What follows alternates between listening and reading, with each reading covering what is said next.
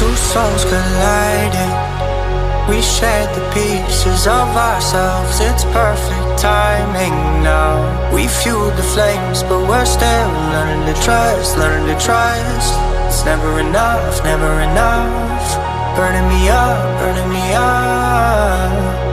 Bienvenue dans votre recap gossip. Au sommaire aujourd'hui, on va parler des influenceuses qui se mettent à s'exprimer en anglais pour échapper aux règles de la DGCCRF, mais ça n'en profite pour les tacler. Cassandra répond aux critiques qu'elle reçoit pour son comportement dans Les Apprentis Aventuriers. Mélanie de Digama monte au créneau et défend sa meilleure amie Cassandra qui est victime d'harcèlement. Mila Jasmine qui fait une grande annonce sur sa carrière dans la télé-réalité. Et pour terminer, un drama venu des États-Unis, il s'agit du clash entre Nicki Minaj et Megan Thee Stallion. Alors prenez un bon thé et on commence avec la vidéo. Les influenceuses se mettent à parler en anglais pour échapper aux règles de la DGCCRF. Vous savez, la DGCCRF, c'est l'entité qui s'occupe de réguler le milieu de l'influence. Donc si des influenceurs ne respectent pas les règles, ils peuvent écoper de sanctions allant d'un rappel à l'ordre à une énorme amende à payer. Et certaines influenceuses commencent à en avoir marre de se faire tirer les oreilles par la DGCCRF, surtout que pour la plupart elles vivent à Dubaï et leur société s'y trouve aussi, donc certaines se disent ne pas devoir s'y soumettre. Mais la DGCCRF leur a bien expliqué que comme elles s'exprimaient en français et s'adressaient à un public en France, elles doivent se soumettre aux règles.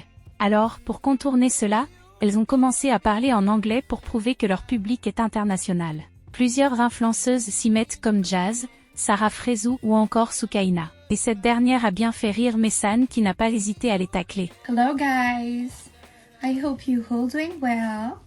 I'm about to do my daily skincare routine. Obviously, I'm not gonna put the advertising tag. Mais dis, je vous jure, fallait me voir ce matin. C'était trop drôle. Parce que c'est pas, je me réveille, j'ouvre la story de Soukaina et je vois qu'elle parle anglais. J'ai dit, quoi? Donc c'est ça, la métaverse. Déjà, une fois, je me suis réveillée en pleine nuit, j'ouvre un live TikTok, je vois Sarah Frézou qui parle anglais. Déjà, ça m'avait heurté. Je m'étais dit, mais qu'est-ce qui se passe? Qu'est-ce qui se passe là maintenant? Et là, je vois Soukaina. J'ai paniqué, je me suis dit, c'est la fièvre, elle me fait faire j'ai des hallucinations. J'envoie ma copine, et ma copine, elle m'explique, elle me dit, non, mais c'est parce que... Évidemment, nos influenceurs ont du talent, faut pas mentir. C'est parce que la DGCRF lui ont dit, en gros, tu t'adresses à une audience française, parce que tu parles en français. Donc, du coup, tu vas payer. Et du coup, pour pas payer, elle s'est mise à parler anglais. La vie de ma mère, à partir de maintenant, je parle anglais. Moi, je vais pas me faire taxer, hein, juste parce que je parle français. Je parle allemand s'il faut, je vais apprendre le flamand, j'en ai rien à foutre. À cette allure, plusieurs influenceurs commenceront sûrement à s'adresser en anglais à leurs abonnés. Qu'en pensez-vous? On parle maintenant de l'affaire Cassandra Julia. Avec la diffusion de la nouvelle saison des Apprentis Aventuriers, les téléspectateurs ont pu découvrir les duos de cette saison. Et s'il y a bien un duo qui attise toutes les critiques, c'est bien Cassandra et Giovanni. Les ex forment l'équipe rose. Et bien sûr les clashs et les critiques s'enchaînent entre eux.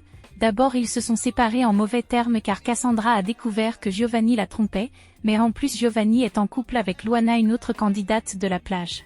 Et ça c'est la goutte de trop pour Cassandra qui voit leur rapprochement devant ses yeux comme un gros manque de respect. Cassandra ne s'empêche pas d'exprimer toute sa colère et sa déception. Un comportement qui déplaît beaucoup aux internautes, et sur la toile les mauvaises critiques à l'encontre de Cassandra se multiplient. Certains la traitent de folle, qu'elle est hystérique, insupportable. Face à la flambée de critiques négatives et injurieuses, Cassandra a décidé de prendre la parole. Ça fait un petit moment que j'ai pas pris mes réseaux, etc. parce que j'ai eu besoin un petit peu de couper, et par-dessus tout, j'appréhendais énormément la diffusion des apprentis. J'ai un petit peu du coup vu vite fait des images. Je vous avoue que j'ai regardé ce qui m'intéressait parce que j'ai déjà vécu l'aventure et que je sais un petit peu. J'ai beaucoup de mal à les re-regarder, à regarder ces images en fait, à voir du coup les ITV, à voir ce qui se disait un petit peu sur moi. En fait, dans la vie de tous les jours, je suis pas cette personne-là, et quand je regarde les images, je suis dégoûtée de l'image que même moi je renvoie, et d'être aussi mal pour des personnes qui n'en valent pas la peine, et surtout au-delà de tout ça en fait, je le contrôle pas, c'est comme ça, j'ai aimé des personnes et malheureusement ça m'a fait souffrir sur le moment, et ma souffrance a pris le dessus. Du coup, je peux comprendre certains commentaires, certains messages, bon, à part quand on me dit que moi je t'aurais noyé, bon, faut doser, hein. Dans la vie de tous les jours, si les gens étaient amenés à me rencontrer, en fait, seraient choqués de qui je suis vraiment, en fait. Et ce que je dégage là, c'est moi entourée de personnes toxiques, de personnes malveillantes, mal intentionnées avec moi et qui m'ont fait du mal. J'étais avec une personne qui connaît mes points faibles, qui sait aussi comment je réagis, et je trouve que quand tu sais comment je réagis, bon, il y a des choses à ne pas dire et ne pas faire, tout n'est pas monté, tout n'est pas montré, vous n'avez pas les tenants, les aboutissants, vous n'avez pas aussi tout ce qui s'est passé avant les apprentis, et surtout ce qui s'est passé après les apprentis. En fait, ça me fait de la peine d'entendre les ITV, que ce soit de Joe, surtout de Joe, en fait, de la manière dont il parle de moi, alors que... Enfin bref. Ça reste le début des apprentis, il va se passer énormément de rebondissements, énormément de choses. La belle a exprimé sa déception de voir la manière dont Giovanni parle d'elle dans ses ITV. Elle a aussi souligné qu'elle était entourée de personnes toxiques qui savaient comment la pousser à bout. Devant la vague de haine que se prend Cassandra, une autre candidate des apprentis aventuriers a décidé de venir à son secours. C'est son amie Mélanie de Digama qui appelle les téléspectateurs à la retenue et dénonce le harcèlement que subit Cassandra. Je veux vraiment vous faire cette vidéo parce que je vois l'harcèlement, parce que ça s'appelle de l'harcèlement, ce que Cassandra est en train de subir. Et très honnêtement, je peux pas rester là, voir ça et ne rien dire. Parce que Cassandra, c'est ma copine. Vous pouvez dire ce que vous voulez sur elle. Moi, Cassandra, c'est ma pote. C'est ma pote, c'est quelqu'un que j'adore, que j'aime profondément. C'est ma copine. Vous avez votre avis. Vous pouvez penser ce que vous voulez d'elle, certes. Mais de là à cracher toute votre haine, tout votre venin comme ça sur les réseaux sociaux la concernant, alors que vous ne la connaissez même pas, que vous la connaissez juste à travers certaines images que vous pouvez voir, c'est pas possible. Très honnêtement, c'est pas possible. Imaginez-vous que Cassandra, c'est un membre de votre famille. Ne me dites pas que vous êtes tous des gens parfaits. Ne me dites pas que vous n'avez pas tous déjà pété les plombs dans votre vie. Ne me dites pas que vous n'avez pas vécu des choses hyper dures dans votre vie où des gens ne pourraient pas vous pointer du doigt en disant « Ah, mais t'as vu comment elle se comporte, elle ?» On a tous vécu des moments très difficiles dans notre vie et on réagit tous de façon différente. Je suis pas en train de dire que son comportement est le bon à chaque fois. Mais à un moment donné, arrêtez de faire comme si vous étiez parfait. Vous étiez des gens bien à tous les niveaux, dans tous les domaines. Et que vous, on pouvait pas vous pointer du doigt sur quelque chose. Alors ne venez pas me dire oui, dans tous les programmes qu'elle fait, elle est comme ci, elle est comme ça. Dans la moitié des programmes qu'elle fait, elle est avec Giovanni. On a bien compris que d'être avec Giovanni, ça la desservait complètement. Mais à un moment donné, la fille, elle ne mérite absolument pas autant d'injures, autant de méchanceté comme elle est en train de se prendre là dans la gueule. Je suis désolée, mais si vous êtes un minimum humain, mettez-vous à sa place. Je vais pas déblatérer sur tout ce qu'elle a vécu, Cassandra, parce que c'est pas à moi de le faire. Mais très honnêtement, calmez-vous et dosez. Vous pouvez avoir votre avis, vous pouvez déblatérer avec vos potes. Mais pourquoi vous êtes obligé de mettre toute cette haine sur les réseaux sociaux? Vous vous rendez compte du mal que vous êtes en train de faire à cette personne? Elle est déjà en souffrance, la fille. Pourquoi vous faites aux autres ce que vous aimez pas qu'on vous fasse? Vous la connaissez même pas, la fille.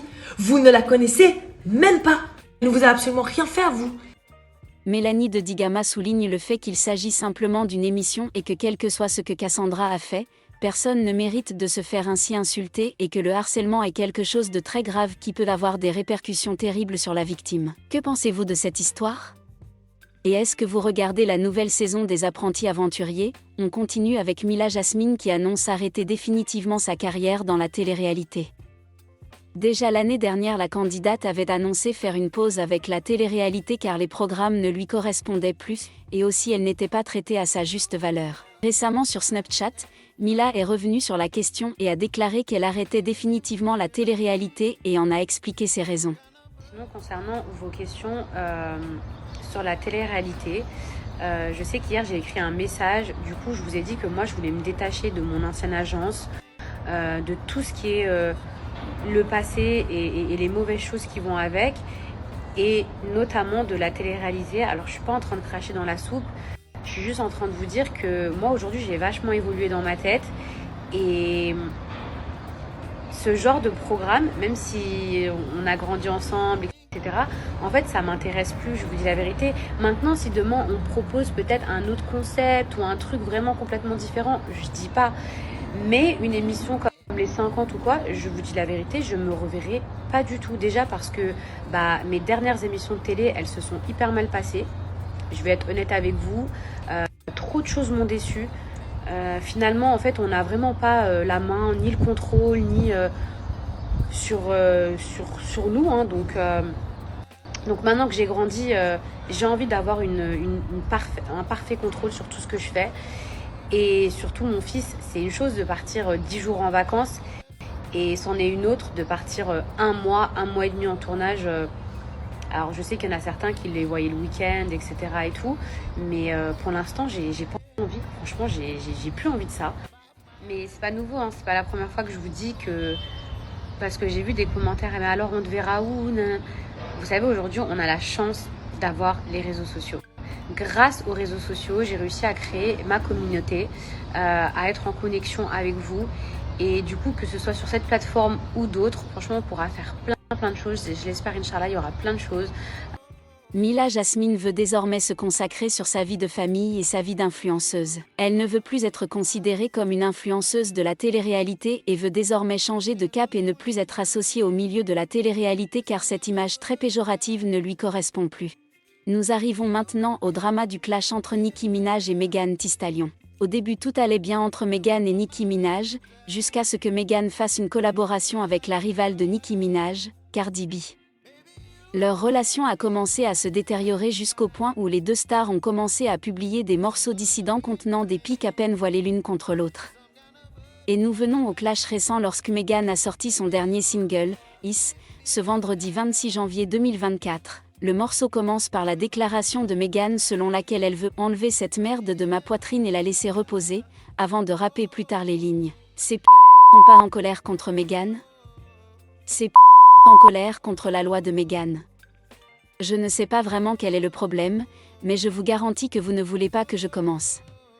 Je vous explique au fait, la loi Megan fait référence à la loi fédérale américaine qui impose que les informations concernant les délinquants enregistrés soient accessibles au public. Pour certains, cette phrase est une remarque voilée visant le mari de Minaj, Kenneth Petty, qui a été reconnu coupable de tentative de premier degré sur une jeune fille de 16 ans en 1995, alors qu'il avait 18 ans. Il a purgé 4 ans de prison pour cela et en février 2020, il a été inculpé pour ne pas s'être enregistré comme délinquant en Californie et a ensuite accepté un plaidoyer en septembre 2021 dans lequel il a été condamné à une amende de 55 000 $ et mis en probation en plus d'être ajouté au fichier des délinquants en Californie. Il n'a pas fallu longtemps pour que Nicki Minaj réponde à sa nouvelle ennemie, car seulement quelques heures après la sortie de Is de Megan Thee Stallion, Nicki s'est lancée dans une tirade sur les réseaux sociaux et a présenté en avant-première sa chanson, Bigfoot, un morceau qui clash Megan. La chanson est sortie dans son intégralité le lundi 29 janvier, avec des paroles notables telles que « Bad bitch »,« Mauvaise elle fait 6 pieds, je l'appelle Bigfoot ». Nicki Minaj clash clairement Megan. Par exemple, elle fait probablement référence à la taille de Megan qui est très grande et au fait qu'elle a reçu une balle dans le pied par Tory Lanez. Nicki Minaj répète également la phrase « allongée sur ta maman morte ». La mère de Megan, Holly Thomas, est décédée en mars 2019 d'une tumeur au cerveau. Un clash qui ne semble que commencer, mais pour beaucoup d'internautes tout ceci n'est qu'un coup de buzz pour promouvoir la sortie de leur nouvelle chanson. Et voilà, c'est tout pour cette vidéo. Laissez-moi vos avis en commentaire, n'oubliez pas de liker la vidéo et nous, on se retrouve dans une nouvelle vidéo, bye.